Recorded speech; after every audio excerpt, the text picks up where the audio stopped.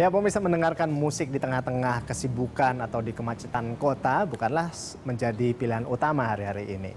Millennials kini lebih banyak melirik audio podcast untuk mengisi kekosongan tersebut. Nah, peluang ini tidak disia-siakan oleh tamu kita kali ini. Jadi dia membangun sebuah audio podcast yang menghadirkan pengetahuan dan inspirasi bagi para pendengarnya tentunya dengan cara yang cukup menarik. Lalu siapakah sosok inspiratif saya hari ini? Inilah People and Inspiration bersama Tio Guritno.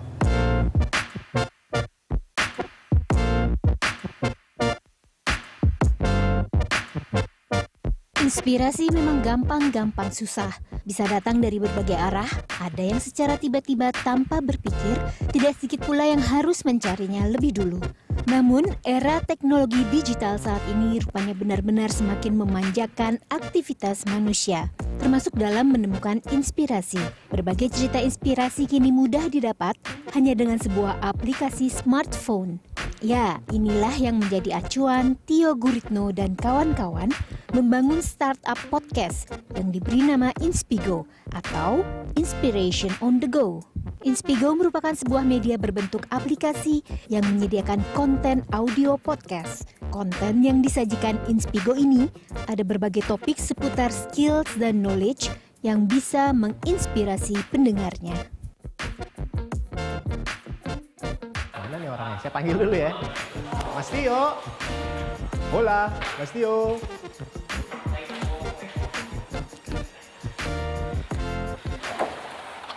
Wow. Halo. Ini dia orangnya. Udah kayak Mario Bros turunnya. Langsung pemadam kebakaran turun ke bawah. Mantap. Ini keren, asli keren kantornya. Nah, kita ngobrol dulu sama Mas Tio Guritno. Apa kabar, Mas? Baik. Waduh. Thank you for coming. Ya. Mas Tio, kita ngobrol dulu ya. Ya. Mas Tio, jadi apa yang melatar belakangi Anda untuk membangun podcast ini, Mas? Ya, jadi sebetulnya tuh secara nggak sengaja ya. Saya dulu memang suka dengerin Oh, dimulai podcast. dari nggak sengaja ya? Iya, jadi saya memang dulu kebetulan tinggalnya di luar, dulu saya tinggal di Silicon Valley. Kalau commute itu memang sering dengerin podcast. Terus saya juga kalau dengerin video, kadang-kadang kalau lagi nyetir gitu saya nggak lihat visualnya gitu. Selama saya pikirin kok habitnya begini ya gitu. Padahal kan ini sebetulnya video dan lain-lainnya itu bukan didesain untuk audio consumption gitu. Jadi saya pikir kayaknya bisa coba nih gitu. Ada sesuatu di sini yang kira-kira saya bisalah come up with solution-nya gitu. Nah, kita awal-awal testing karena partner saya juga Yoris Sebastian itu public speaker. Iya. Jadi ya kita bikin prototipe aja kecil-kecilan, nggak punya aplikasi, kirimnya lewat WhatsApp gitu ya, rekaman pendek-pendek gitu. Akhirnya ya setelah beberapa kali iterasi dari yang formatnya panjang, akhirnya sekarang jadi pendek-pendek, ya ketemulah itu si format Inspigo, which is agak different dari format podcast biasanya. Biasanya itu. Kenapa nama Inspigo? Inspigo itu Inspiration on the Go. Oh, jadi memang misi kita, ya kebetulan saya lama tinggal di luar juga, 17 tahun, lebih banyak di Silicon Valley, di bidang teknologi. Saya waktu itu memang ada keinginan pulang, tapi pengennya memberi sesuatu lah gitu, karena saya udah, ya alhamdulillah punya kesempatan untuk berkarya di sana. Nah, pulang itu pengen ya membantu teman-teman di Indonesia untuk bisa mendapatkan sesuatu yang juga ya di sini, yang inspiratif gitu. Yeah. Tadinya sih nggak kepikiran, tapi setelah format podcast ini segala macam kita pikirin, wah ini kayaknya seru Inspiration on the Go, jadi ya bisa kapan aja, jadi nggak pas sama programnya People and Inspiration. Wah, mantap lah. Senada kita. Mas Tio, jadi tadi yang membantu itu ada Yoris Bastian sama siapa lagi, Mas? Ada Eva Ditasari, itu Chief of Content kita. Dia dulu di Google headquarter juga. Dia handle Google Plus untuk konten-konten Google Plus. Jadi ya kita mix, saya lebih ke produk dan teknologinya, Eva Ditasari itu lebih ke kontennya, Yoris Bastian ke bisnis dan kreatifnya lah gitu. Jadi it's a mix of different backgrounds gitu. Jadi memang dulu dari awalnya mulai membangun ini sejak tahun berapa waktu itu, Mas? Kita 2017. Gimana ceritanya waktu itu? Ceritanya ya itu kayak kita bikin prototipe kecil-kecilan, rekaman di studio, kita sewa, terus kita waktu itu bareng sama teman-teman ya, including Yoris juga, bikin konten yang mengenai creativity, mengenai topik-topik yang kita pikir nih harusnya bisa dikonsum sama anak-anak muda yang kadang-kadang tuh ngelihatnya tuh ini kayak topik seminar nih gitu, tapi sebetulnya dengerin dengan santai juga asik gitu. Jadi orang tuh bisa dapat ya inspirasi dengan mudah dan enak gitu. Kuncinya sih sebetulnya mudah itu mungkin orang bisa bikin, tapi kadang-kadang enaknya itu tuh yang bikin orang untuk kayak dengerin lagi itu nggak gampang gitu. Jadi secara konten dan teknologi kita mencoba mengemas semuanya itu. Apalagi kan ini tujuannya memang ke anak muda gitu ya, Mas ya. Nah, ini ada kesulitan khusus nggak sih gara-gara kita memang marketnya untuk anak muda? Apa ada kesulitan khusus? Sebetulnya sih familiarity terhadap podcast sendiri kali ya. Jadi podcast memang waktu kita mulai belum ada gaungnya lah gitu, masih kecil banget. Mungkin cuma ada beberapa player. Tadinya kita memang mau fokus di platformnya aja, di teknologinya aja. Tapi setelah kita lihat konten podcastnya sendiri nggak ada yang bikin gitu. Ada yang bikin tapi tidak sesuai dengan ya misi kita, which is ya inspiration on the go itu. Nah, jadi akhirnya kita membuat konten sendiri gitu sekarang. Nah, setelah membuat konten sendiri selama ya kira-kira setahun lebih sekarang ya orang-orang sekarang kan kita lihat mungkin demam podcast udah mulai naik nih gitu. Appetite orang untuk dengerin itu udah mulai lebih tinggi dan ya orang akhirnya bikin terus dengerin juga gitu. Nah, itu yang awalnya mungkin agak challenging kali ya karena orang mikir nih apa sih gitu. Apalagi orang yang awam yang expect-nya itu dengerin sesuatu terus ada gambarnya gitu. Kok nggak ada gambarnya ya gitu. Tapi seiring waktu ternyata orang mikir oh enak juga ya sambil nyetir, sambil naik ojek, sambil di kereta, sambil di bis. Bisa menikmati juga. Sambil ya multitasking lah intinya. Ada yang sambil masak, sambil jaga anak, sambil nyuci piring. Ya banyak case-case-nya gitu. Jadi sebetulnya lama-lama setelah orang nyoba gitu dan mereka implement di kehidupan sehari-hari, nah mereka baru merasakan tuh nikmatnya. Oh ternyata kita bisa dapat sesuatu ya out of audio konten ini tapi sambil mengerjakan sesuatu yang lain gitu. Jadi so far nggak terlalu sulit lah ya? Ya challenging tapi ya oke, di bawah fun aja gitu karena memang itu dan dasarnya udah kreatif sih ya, jadi ya nggak terlalu susah lah ya Mas ya. Amin. Oke Mas Tio, kita akan ngobrol lagi di segmen berikutnya. Tetaplah di People and Inspiration, kami segera kembali. Gimana kalau kita sambil lihat kantornya di atas, boleh Mas? Boleh. Oke, sikat yuk. Wah, ini kalau sekarang kita di mana nih Mas? Kita di depan studionya Inspigo di sini, tempat kita rekaman. Oke.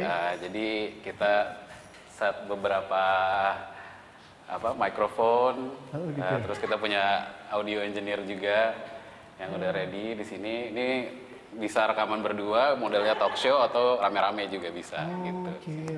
Oke. Seru banget ya. Iya, jadi kalau yang di sini memang open space buat teman-teman semua kerja dari luar kantor. Di sini kalau mau di dalam kantor ada ruangannya juga gitu. Homey banget ya tempatnya, asik banget ya kan? Kapan-kapan masuk sini, kedap suara. Tapi masih ada yang pulang juga? Apa? Biasanya kan udah jarang pulang nih orang kalau datang ke kantor kayak gini, enak banget. Waduh. Oke, nih kita ngobrol lagi Mas Tio. Oke. Jadi Mas Tio kan, jadi kalau kita membangun bisnis digital ini kan memang nggak mudah ya, apalagi zaman sekarang gitu. Persaingan sangat ketat dan banyak sekali tantangan. Nah sejauh ini tantangan terberatnya apa nih Mas Tio? Tantangan sih banyak ya, kebetulan memang market Indonesia juga saya masih belajar gitu ya, mereka sukanya apa, cara memvalue konten itu seperti apa gitu. Jadi saya sih sebetulnya sejujurnya belajar dari ya lumayan nol lah gitu kalau untuk Indonesia gitu. Jadi dan menghantarkan sesuatu yang baru seperti audio konten. Jadi beda tantangan ya, beda daerah, beda tempat, beda tantangan. Iya, gitu secara audio konten bagaimana mengemas itu supaya menarik, entertaining gitu ya, nggak cuma inspiring tapi juga enak gitu dikonsum gitu. Itu juga tantangan baru buat kita yang sebetulnya kalau saya backgroundnya lebih teknologi gitu. Jadi itu sesuatu yang saya baru belajar juga gitu ya. Dan orang dengan audio konten ini kan kita lihat tuh sebetulnya secara data tuh lebih murah gitu ya. Cuma apakah mereka tetap mau konsum audio konten biarpun itu lebih murah, itu juga kita masih pantau sih. Jadi apakah mereka lebih prefer video atau konten yang lainnya gitu, teks dan lain-lainnya. Itu kita masih sesuatu yang baru buat kita, dan itu belajar banyak banget gitu. Ya. Jadi sejauh ini kan sudah sampai hampir 2 tahun kalau nggak salah ya kan? Iya, hampir 2 tahun lebih lah, setahun setengah. Itu sudah sampai di titik yang diharapkan belum, Mas? Ya cukup oke sih, better than expected ya gitu. Kita tadinya juga mikir kan misi kita memang mau menginspirasi seluruh Banyak Indonesia orang, gitu, ya, tapi betul. sekitar ya beberapa bulan lalu ternyata goal itu sudah tercapai gitu. Jadi kita lihat titik-titik pendengar kita udah dari Sabang sampai Merauke. Jadi titiknya tuh udah tersebar di seluruh Indonesia dan teman-teman Indonesia yang ada di luar negeri. Jadi secara organik, karena memang ini internet konten, itu tersebar dengan cukup cepat gitu. Dan itu ya kita seneng banget karena bukan cuma kota-kota kecil, kota-kota besar, tapi juga kota-kota kecil bisa mengkonsumsi konten-konten yang berkualitas ini gitu. Betul. Nah, jadi untuk untuk masyarakatnya apa yang didapat ketika mengkonsumsi dari platform yang Mas bangun ini? Iya, jadi kan ada apa aja di sini? Inspigo itu kan kita memang mau memberi inspirasi. Pertama mungkin bisa diklarifikasi bedanya inspirasi sama motivasi gitu ya. Menurut kita gitu, di filosofi kita. Kalau motivasi itu kayak lagi lari maraton gitu, udah tinggal 1 kilo lagi, terus kayak ayo kamu bisa gitu. Jadi kayak motivasi seperti itu ya. Dipaksa untuk bisa gitu. Tapi kalau inspirasi itu diketuk hatinya. Jadi akhirnya otaknya juga dan matanya terbuka gitu, dan pada akhirnya mereka bisa menjalankan itu dengan kesadaran diri sendiri gitu. Jadi nggak perlu harus disemangati terus gitu karena sudah tergugah gitu hatinya.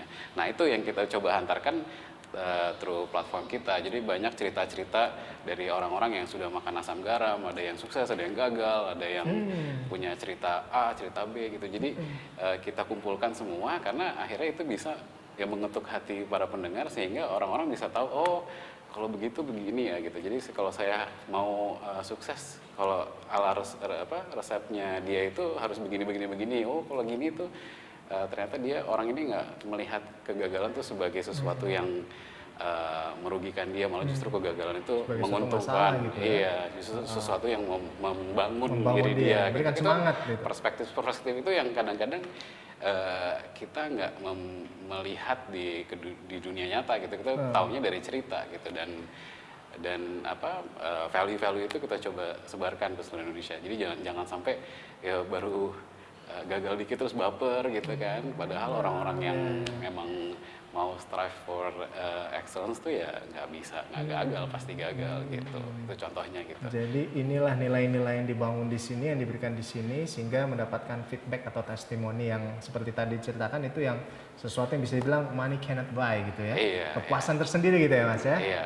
Oke. Nah selanjutnya kita bicara soal modal. Nah, kalau modal sobat gimana nih? Kita sih memang awalnya dari sendiri, dari saya dan Yoris gitu ya. Karena prinsip saya sih kita membangun sesuatu yang baru gitu, kita harus ada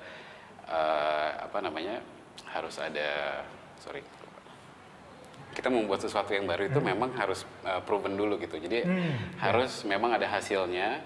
Setelah itu baru kita iterasi sampai hasilnya itu sesuai dengan ekspektasi kita gitu. Nah awalnya ya pakai modal sendiri dulu, akhirnya ada ya beberapa teman yang memang menurut kita strategik untuk perkembangan Inspigo ke depan. Tapi sudah sih sampai saat ini masih kita aja gitu. Jadi kita belum mendapat dana dari yang lain-lain, karena kita merasa secara company kita bisa membuahkan ulang dulu ngomongnya. Oke. Lanjut aja Mas, lanjut aja.